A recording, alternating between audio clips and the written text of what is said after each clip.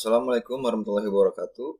Perkenalkan, nama saya Willy Setiawan dengan nomor induk mahasiswa 28921 50008. Saya dari Prodi Manajemen Plus, dosen pengampunya Bu Desi Arigawati, SE, AK, MSI. Di sini saya akan menjelaskan pengantar akuntansi perusahaan dagang untuk memenuhi tugas UAS Akuntansi 2022 dari Universitas Pancasakti. Perusahaan dagang. Sistem pencatatan yang berguna untuk menghitung nilai dan mencatat persediaan diperlukan. Setiap perusahaan, apapun jenis perusahaan Anda, baik itu perusahaan manufaktur, perusahaan dagang, atau perusahaan jasa, pasti memiliki sistem pencatatan. Pencatatan persediaan barang juga penting supaya perusahaan dapat mengoptimalkan aset pencatatan, yakni mengetahui pergerakan barang lebih cepat yang diinginkan. Oleh karena itu, perusahaan mesti selalu mengecek dengan cermat dan seksama tingkat persediaan barang. Ada dua cara pencatatan persediaan yang bisa dilakukan oleh perusahaan, yakni metode periodik dan metode perpetual. Perusahaan dagang. Posisi perusahaan dagang di dalam transaksi. Produsen sama dengan perusahaan dagang, sama dengan konsumen. Konsumen perusahaan dagang sama dengan produsen. Jadi siklusnya muter-muter saja. Pengertian perusahaan dagang. Perusahaan dagang merupakan perusahaan yang proses kerja bisnisnya adalah memberi barang dari pemasok lalu menjual lagi ke konsumen tanpa mengubah wujud barang dagangannya. Mudahnya bisa kamu temukan dalam kehidupan sehari-hari, seperti toko kelontong, supermarket, minimarket, dan yang lainnya. Jenis usaha tersebut membeli stok barang kebutuhan sehari-hari dari supplier atau pemasok, kemudian menjualkannya lagi ke konsumen. Dengan kata lain, perusahaan dagang merupakan perusahaan yang kegiatan utamanya adalah membeli, menyimpan, dan menjual kembali barang dagangannya tanpa memberikan nilai tambah terhadap produknya. Nilai tambah yang dimaksud berupa mengolah atau mengubah bentuk dan sifat barang sedemikian rupa sehingga memiliki nilai jual yang lebih tinggi. Jenis-jenis perusahaan. 1. Perusahaan jasa, perusahaan yang menghasilkan jasa dan bukan barang atau produk untuk pelanggan. 2. Perusahaan dagang, perusahaan yang kegiatannya, usahanya adalah membeli barang dagangan dari pemasok atau supplier, kemudian menjual kembali kepada pelanggan. Yang ketiga, perusahaan pabrik atau manufaktur, perusahaan yang kegiatan usahanya adalah membeli bahan baku, input, kemudian mengubahnya menjadi barang yang dijual kembali kepada pelanggan. Kegiatan perusahaan dagang secara umum. Yang pertama, pembelian adalah perusahaan pedagang meliputi pembelian aktiva produktif, pembelian barang dagangan, serta pembelian barang dan jasa lain dalam rangka kegiatan usaha. Pembelian dapat dilakukan secara kredit maupun secara tunai. Pembelian yang dilakukan secara kredit akan menimbulkan utang yang biasanya dicatat dalam akun utang dagang. Pembayaran kegiatan pembelian akan diikuti pembayaran. Waktu tepatnya pembelian harus dibayar tergantung pada syarat jual beli yang ditetapkan. Selain untuk pembelian barang dan jasa, pembayaran dapat dilakukan bagi keperluan lain, misalnya mengembalikan pinjaman atau membagikan laba kepada pemilik. Yang ketiga, penjualan dapat dilakukan secara kredit maupun tunai. Apabila penjualan dilakukan secara kredit, akan menimbulkan piutang yang akan dicatat dalam akun piutang dagang. Namun, kadang-kadang ketika perusahaan menjual barang dagangan, juga akan menerima pengembalian barang atau memberi potongan harga. Penerimaan kembali barang yang telah dijual disebut retur penjualan. Sedangkan pemberian potongan harga disebut pengurangan harga, sales allowance. Secara umum, karakteristik perusahaan dagang, kegiatan usahanya melakukan pembelian barang untuk dijual kembali tanpa melakukan proses produksi. Pendapatan pokoknya diperoleh dari penjualan dagang. Harga barang yang dijual adalah nilai persediaan awal ditambah pembelian bersih namun dikurangi persediaan akhir. Laba kotor diperoleh dari penjualan bersih dikurangi harga pokok barang yang dijual jika dihubungkan dengan kegiatannya. Karakteristik perusahaan yang dagang dapat diuraikan sebagai berikut. Yang pertama, A. Melakukan transaksi pembelian barang dagang, baik secara tunai maupun kredit. Yang B. Melakukan transaksi penjualan barang dagang, baik secara tunai maupun kredit. Yang C. Melakukan pembayaran utang usaha yang terjadi akibat adanya berbagai transaksi dalam aktivitas perusahaan. Yang D. Menerima pembayaran atau pelunasan piutang usaha yang terjadi akibat adanya berbagai transaksi dalam aktivitas perusahaan. Yang E. Melakukan penyimpanan barang dagang selama belum dijual dan diserahkan kepada pembeli. Akun perusahaan dagang.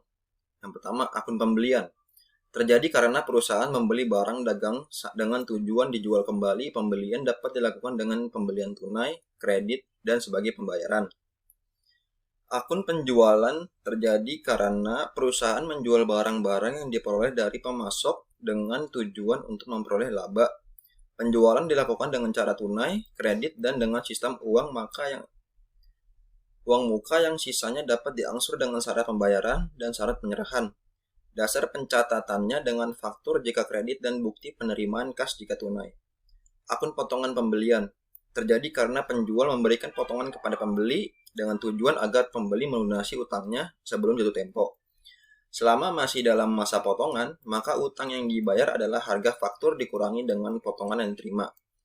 Akun potongan penjualan merupakan pencatatan atas potongan yang diberikan oleh penjual bertujuan agar tagihannya dapat segera dilunasi. Jadi jumlah yang diterima oleh penjual sebesar jumlah tagihan dikurangi potongan yang diberikan. Akun retur pembelian terjadi karena pembeli mengembalikan sebagian barang yang telah dibeli karena rusak atau tidak sesuai pesanan. Jika dibeli secara tunai, maka penjual akan mengembalikan besarnya retur dengan tunai juga. Tetapi bila secara kredit, maka besar retur akan mengurangi harga fakturnya. Akun retur penjualan terjadi karena penjual menerima kembali sebagian barang yang telah dijual karena mutunya tidak sesuai pesanan. Pengembalian ini akan mengurangi tagihan kepada pembeli. Akun perusahaan dagang. Akun biaya angkut terjadi ketika pembeli harus membayar ongkos agar barang yang dibeli sampai ke gudang pembeli. Dengan demikian, harga perolehannya terdiri atas harga beli barang ditambah beban angkutnya. Akun biaya pengiriman terjadi karena penjual mengirim barang dari lokasi penjual sampai ke tempat pembeli. Hal ini karena pada saat transaksi jual beli tanah telah dicantumkan dalam syarat penyerahan bahwa penjual menanggung ongkos kirim. Akun persediaan merupakan nilai persediaan barang dagang yang belum terjual pada akhir periode akuntansi. Akun utang dagang terjadi karena masih terdapat sisa pembayaran dari suatu pembelian oleh suatu perusahaan dagang. Akun piutang usaha digunakan untuk mencatat sisa-sisa harga pembelian yang dilakukan oleh pembeli atau semua sisa harga penjualan yang belum dibayarkan. Akun harga pokok penjualan HPP untuk menampung harga pokok atau harga beli barang yang dijual dalam suatu periode akuntansi. Akun PRIV adalah akun yang digunakan untuk mencatat setiap pengambilan kas yang dilakukan oleh pemilik perusahaan yang sifatnya untuk keperluan pribadi. Akun pendapatan usaha digunakan untuk mencatat hasil dari penjualan perusahaan berupa kas ataupun piutang. Akun persediaan barang dagang digunakan untuk mencatat persediaan barang dagang. Metode pencatatan aktivitas dalam perusahaan dagang. Pada metode periodik, pencatatan pembelian dan penjualan barang dagangan dilakukan secara terpisah. Mendebet akun pembelian dan mengkredit akun kas atau utang adalah cara mencatat pembelian barang dagangan. Sementara pencatatan penjualan barang dagangan dilakukan dengan cara mendebet akun kas atau piutang dan kredit akun penjualan. Lazimnya, perusahaan yang menjual barang dagangan dalam kuantitas banyak dengan frekuensi yang tinggi, nilainya relatif kecil dan harga jual beli yang relatif stabil adalah yang memakai sistem pencatatan persediaan metode periodik.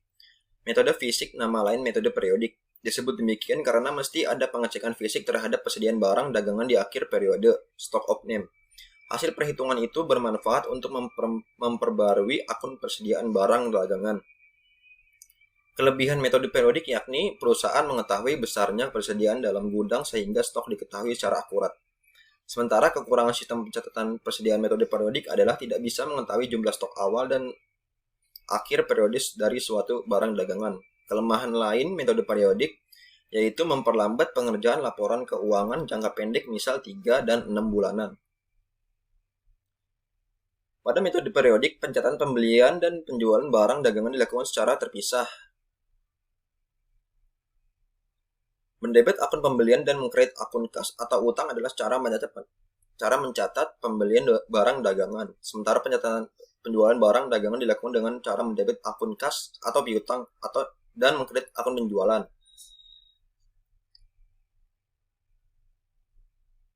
Metode perpetual. Jika perusahaan Anda memilih Menggunakan metode perpetual berarti perusahaan mencatat semua pembelian dan penjualan barang dagangan langsung dalam akun persediaan yang terjadi. Metode perpetual mencatat terus setiap perubahan dalam akun persediaan. Berikut ini adalah fitur akuntansi dari metode pencatatan persediaan sistem perpetual. 1. Pembelian bahan baku untuk produksi dan barang dagangan untuk dijual kembali di debit ke pos persediaan bukan untuk pembelian. Yang kedua, biaya pengiriman barang dagangan di debit untuk pos persediaan. Yang ketiga, pembelian retur potongan pembelian dan diskon dikreditkan ke pos inventarisasi bukan ke rekening terpisah. Yang keempat, pencatatan harga pokok penjualan setiap penjualan dengan cara mendebit beban pokok penjualan dan mengkredit persediaan. Yang kelima, perlu adanya buku besar pembantu catatan persediaan individu sebagai kontrol. Catatan anak menggambar jumlah dan biaya dari setiap jenis stok di tangan.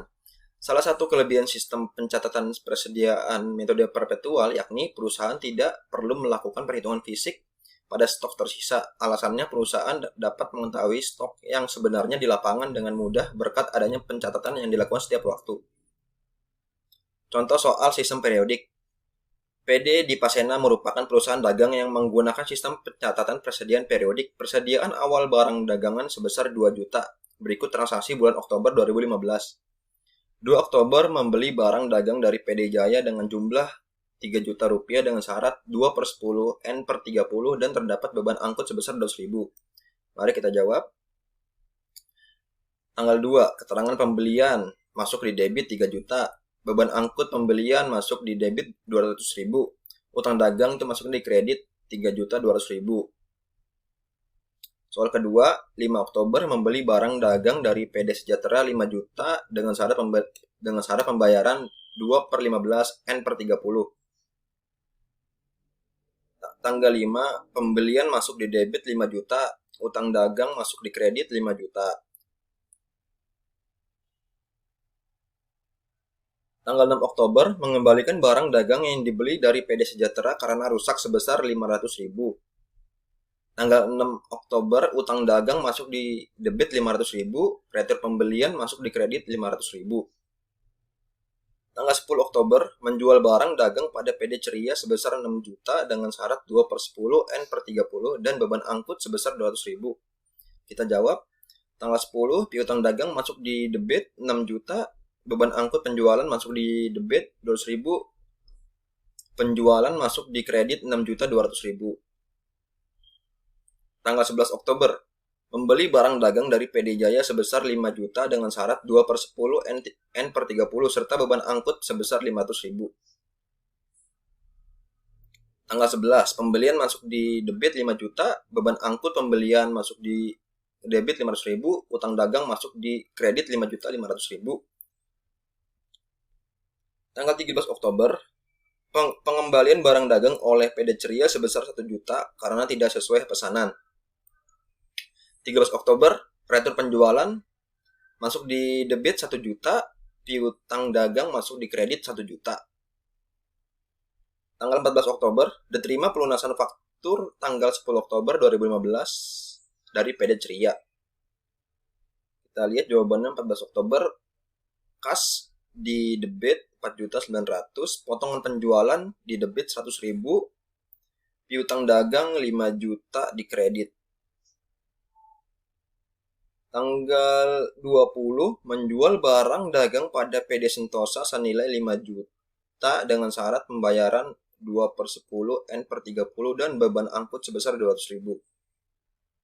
Kita jawab, tanggal 20, piutang dagangnya adalah 5 juta masuk di debit, beban angkut penjualan masuk di debit 200.000, penjualan masuk di kredit 5.200.000.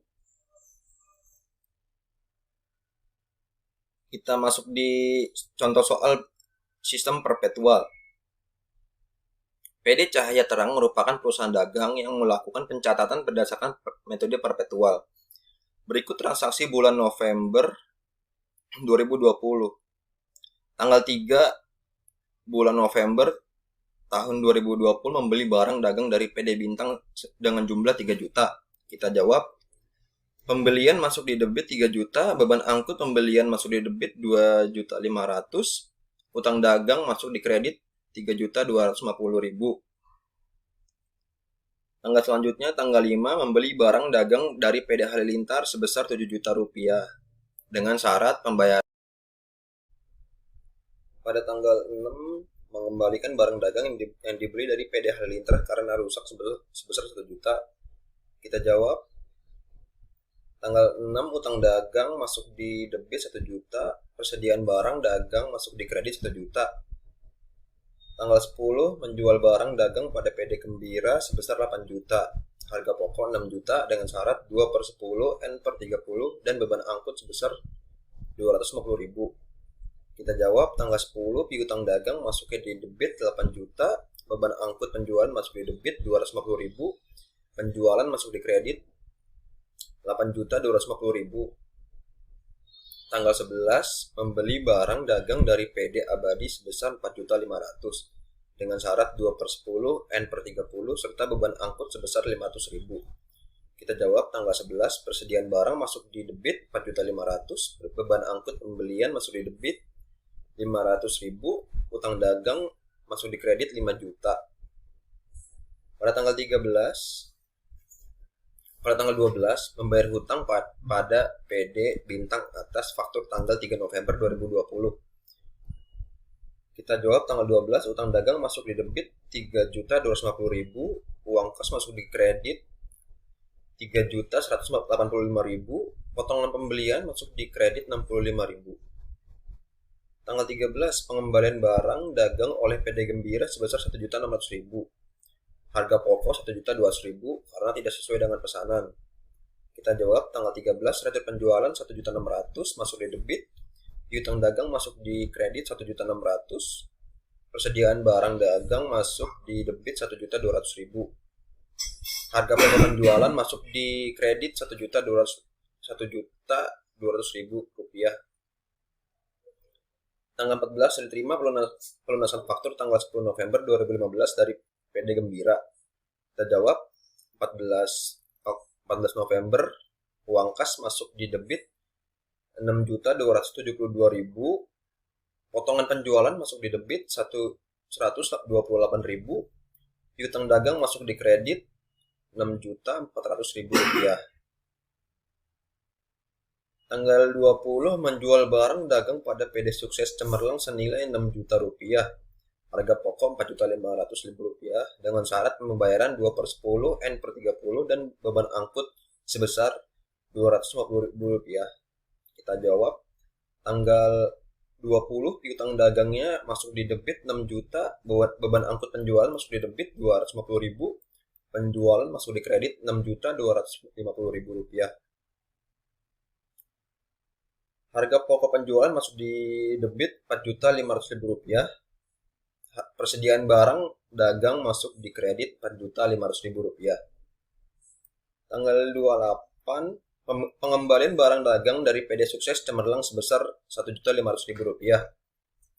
Kita jawab, tanggal 28, retur penjualan masuk di debit 1.500.000, piutang dagang masuk di kredit 1.500.000, persediaan barang dagang masuk di debit 800.000, harga pokok penjualan masuk di kredit 800.000. Demikian dari penjelasan saya, kurang lebihnya mohon maaf. Wassalamualaikum warahmatullahi wabarakatuh.